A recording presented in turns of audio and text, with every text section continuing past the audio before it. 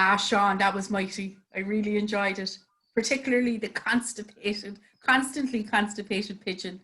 And now we're going to go to Tom Moore. Now, myself and Tom have come across one another a few times on the storytelling circuit. He comes from the village of Moyvane and is a very proud to have a talented Shanachie such as himself living in the Midwest.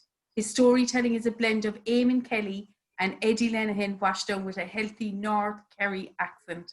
And the thing I really love about Tom is that even in the early hours of the morning, in the Listowel Writers' Week, you can get the best of stories out of him. So I'm going to ask you to come in now. Tom Moore, are you there? Yes, Marie, thank you very much. I'm delighted. Can you hear me? Yeah, can hear you. Great. Thanks, Marie, for having me, and thanks, Carla, for having me. And today, I suppose, online in the most difficult times. It's honoured, delighted to be with you all on this very special day. Look, we live in a different country today. If we go back many years ago in this country, they talk about funny times, but we had never times like we have in the modern time of today. But I'm going to tell you a story a little about a priest, I suppose.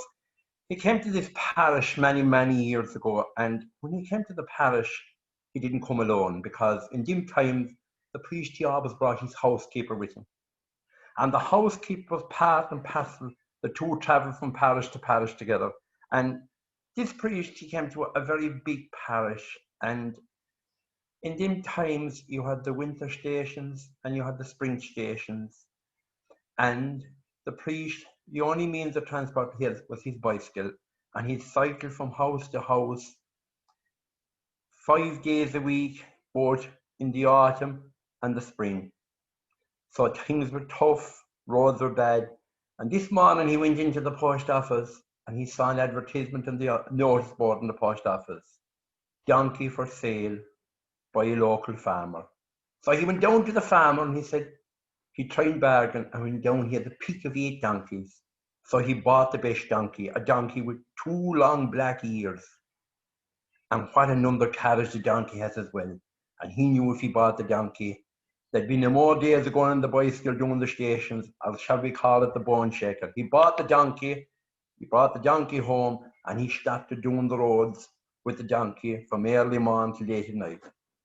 After a while, he discovered that the donkey had a bit of pace, so he decided this Sunday that he'd put the housekeeper up on the donkey, and they'd do up and down the back of inside at the back of the presbytery. There was a good patch of ground, so they'd ride the donkey up and down, and he discovered after a while that this donkey was a very pacey donkey.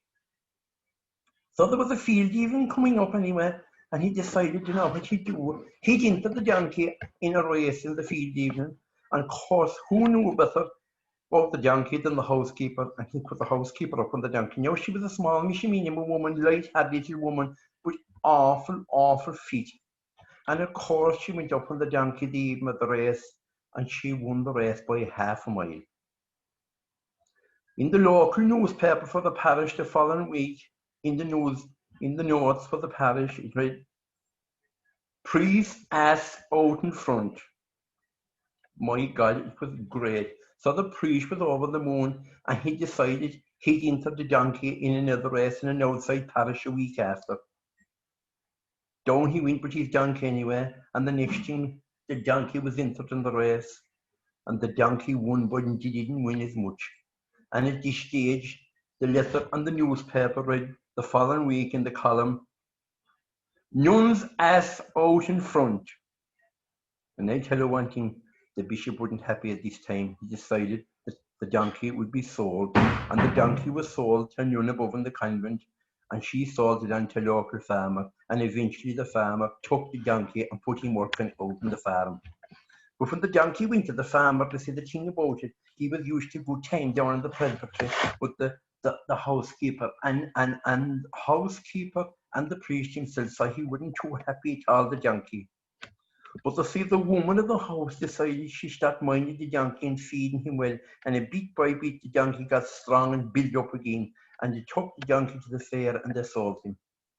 And glory be to God, this woman bought this donkey, and you never guess about this lady. She was getting ready to get married this year, and she wanted the donkey to take her down to the church the day of her wedding.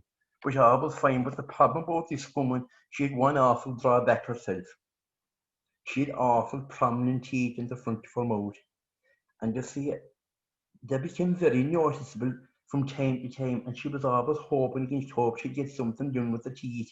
And when she went to this place anyway, she decided she'd go to this dentist to sort out her teeth, because I never know the thing about the fella she was getting married.